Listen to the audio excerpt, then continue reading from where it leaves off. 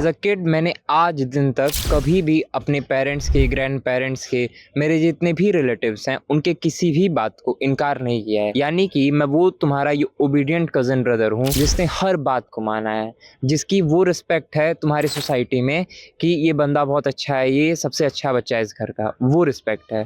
But उस respect का क्या मैं अचार डालूँ? मैं हमेशा से वो ओबीडिएंट किड रहा हूँ, जिसने अपने पेरेंट्स की और जितने भी रिलेटिव्स हैं, जितने भी एल्डर्स हैं, उनकी सारी बातें मानी हैं और इसका खामियाना भी मुझे भुगतना पड़ा है। कई बार ऐसी चीज़ें वो लोग कहते थे, जो मुझे नहीं करनी होती थी या फिर मेरा मन हो सकता है उस चीज़ में ना हो, स्टिल मैंने उन चीज़ों को परस्यू किया है। एंड हो सकता है अभी भी बहुत सारी चीज़ें मैं ऐसी कर रहा हूँ, जो मैं अपने मन से नहीं, बट क्योंकि मेरे पेरेंट्स ने कहा था, मेरे एल्डर ब्रदर्स ने कहा था, इस वजह से मैं कर रहा हूँ। And if you are someone जो अभी टीनेज में है, जो अभी धीरे-धीरे इस वर्ल्ड को देख रहा है, आई नो कि मोस्ट ऑफ द थिंग्स तुम्हारे पेरेंट्स तुम्हारे लिए अच्छे ही कहते होंगे, बट क्या होता है ना, कभी-कभी वो 1-2 छोटी-मोटी डिसीज़न्स होती हैं, जहाँ पर तुम्हें कॉन्ट्राडिक्शन फ़ील होता है कि पेरेंट्स तुमको जो बता रहे होते हैं, वो तुम मानना नहीं चाहते हो और तुम वो कहते भी नहीं हो। द प्रॉब्लम इज़ नॉट कि मैंने वो डिसीज़न्स लिए, बट कि मैंने कभी अपने पॉइंट ऑफ व्यू को उनके सामने नहीं रखा। क्योंकि हो सकता है अगर मैंने अपने पॉइंट ऑफ व्यू को उनके सामने रखा होता, तो मुझे वो डिसीज़न्स लेने पे मजबूर नहीं किया गया होता। And as a 20 year old मैं किसी को ब्लेम नहीं करूँगा। I know I am mature enough कि इसमें मेरी गलती नहीं है, उनकी गलती नहीं है। It was just situation. मैं ऐसे एनवायरनमेंट में था जहाँ पर ये बताया नहीं गया था कि मैं अपने पॉइंट ऑफ व्यू को शेयर कर सकता हूँ। बट स्लोली आई अंडरस्टूड कि मेरे पास अपनी एक फ्रीडम है। मैं भी एक सेपरेट बीइंग हूँ, जिसके पास अपनी आज़ादी है, अपनी थिंकिंग है। एंड स्लोली मैंने अपने पेरेंट्स के साथ वो कम्युनिकेशन स्टार्ट की, जहाँ पर मैं उनको अपनी बातें बताता था। जहाँ पर अगर मुझे कोई चीज़ अच्छी लगती थी तो मैं बोलता था, बुरी लगती थी तो मैं बोलता था। तुम जब ये करना स्टार्ट करोगे, हो सकता है तुम्हारे बहुत सारे रिलेटिव्स तुमसे परेशान हो जाएँ, तुमको नापसंद करें, बट हू केयर्स ब्रो? छोटी सी लाइफ़ है, तुम कितना ही जीने वाले हो। उनके चक्कर में तुम अपनी डिज़ायर्स को, अपनी बातों को, अपने पॉइंट ऑफ व्यू को क्यों किल करोगे? एंड येस, अगर तुम ये सोच रहे हो कि तुम्हारे पेरेंट्स सपोर्ट नहीं करेंगे, then believe me when I say this, most of the parents जो हैं बस इसी वजह से डरते हैं कि हमारा बच्चा कहीं फाइनेंशियली एक बर्डन की तरह हम लोग के ऊपर ना रहे, या फिर कहीं वो ऐसी लाइफ़स्टाइल को ना परस्यू कर ले जो बहुत बेकार है। You know what I mean, कि मतलब तुम बहुत पुअर हो जाओगे, तुम्हारे पास फाइनेंशियल स्टेबिलिटी नहीं रहेगी वगैरह-वगैरह। And that is why they ensure कि तुमको कभी सेटबैक्स ही ना मिले। यानी कि कभी तुम गिरो ही मत। बट इन लाइफ जब तक हम गिरेंगे नहीं, तब तक कुछ सीखेंगे नहीं। तो कभी-कभी हमारे लिए वो गिरना ज़रूरी होता है, वो चोट खानी ज़रूरी होती है।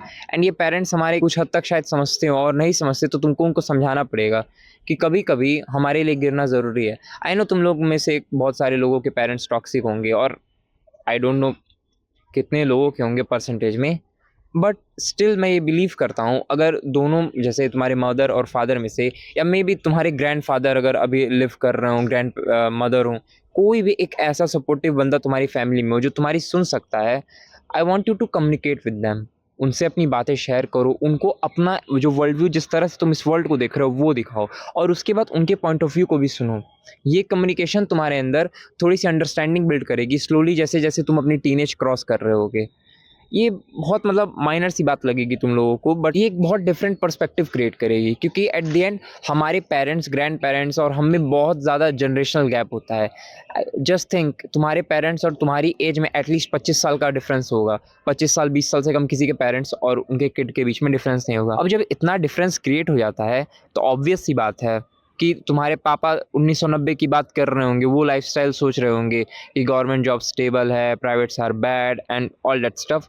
तुम अब 21st सेंचुरी के, वो भी 2026 में जीने वाले बच्चे हो। तुम देख रहे हो यार, फ्रीलांसिंग से भी पैसे बनते हैं।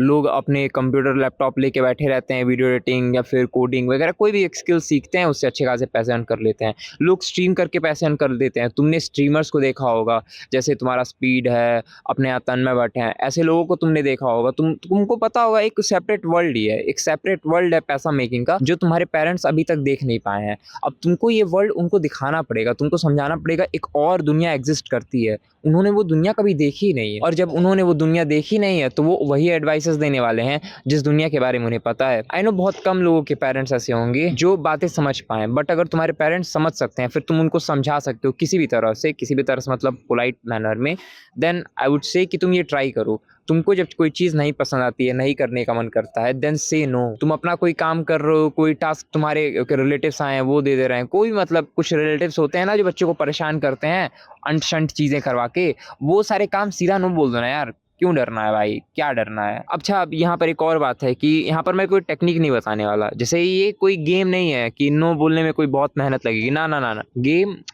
जैसे यहाँ पर कोई स्ट्रैटेजी नहीं है। यहाँ पर सिंपली तुमको अपने अंदर वो कॉन्फिडेंस लाना है, अपने अंदर से वो डर को ख़त्म करना है कि भाई मैं डरता नहीं हूँ, मुझे नहीं करना मतलब नहीं करना, सिंपली बस इतना ही कहना है, बात ख़त्म। बट येस, अगर तुम कंटिन्यूअसली वही यस मैन बने रहोगे, ओबीडिएंट किड रहोगे, वगैरह-वगैरह जो भी लोग बोलते हैं, वही सो कॉल्ड अच्छे बच्चे बने रहोगे, भाई अच्छे बच्चे बन के क्या ही उखाड़ लोगे? सही बताओ, छोटी-सी ज़िंदगी है, दूसरों को प्लेज़र देते-देते पीपल प्लीज़र बन के क्या ही कर लोगे? तो अगर कुछ भी तुमको नहीं पसंद आ रहा है, एटलीस्ट उसको कन्वे तो करो। मैं यहाँ पर ये भी नहीं कह रहा हूँ कि तुम उसको एकदम इनकार ही कर दो। तुमको करने का मन है, तुमको अंदर से है कि ठीक है मैं कर देता हूँ, मेरे एल्डर्स ने कहा कर दो, बट एटलीस्ट अपना पीओवी तो शेयर कर दो कि नहीं यार ये इस तरह से होता तो ज़्यादा बेटर होता, वगैरह-वगैरह। अब जब तुम ऐसा करोगे ना, देखो कुछ चीज़ें होंगी जो मैं नोटिस किया हूँ, मेरे साथ हुई हैं, अब मैं तुमको बता रहा हूँ होगा क्या। तुम्हारे अंदर थोड़ा-सा कॉन्फिडेंस बिल्डअप होगा क्योंकि तुम खुद के लिए स्टैंड ले रहे होगे। तुम्हारा एक कम्युनिकेशन का वे बनेगा क्योंकि तुम अपने एल्डर से जब बात करोगे, रूड मैनर में बात नहीं कर सकते हो। नहीं तो वो तुम्हारी बात वैसे भी नहीं सुनने वाले हैं। तो तुमको उसको इसी तरीके से कन्वे करना पड़ेगा कि वो कन्विंस हो जाए। तो एक नेगोशिएशन की स्किल अपने पास आ जाती है कि हम इस बंदे से नेगोशिएट कर सकते हैं, चाहे वो तुम्हारे मम्मी-पापा हुए, ग्रैंड-पेरेंट्स हैं, कोई भी हुआ। और भाई क्या ही चाहिए? लाइफ़ में तुम वो करो ना जो जिसमें तुम्हारा मन लगता है, जिसको करने में तुमको लगता है कि हाँ, मैं कुछ अच्छा करूँगा। उन चीज़ों को फ़ोर्सफुली करने से क्या मतलब है जिसमें तुम्हारा मन नहीं लगता है, जो तुम करना नहीं चाहते हो। सो आई होप ये वीडियो तुम्हारी हेल्प करे। At the end it's your life, your choice, choose it wisely. Thank you.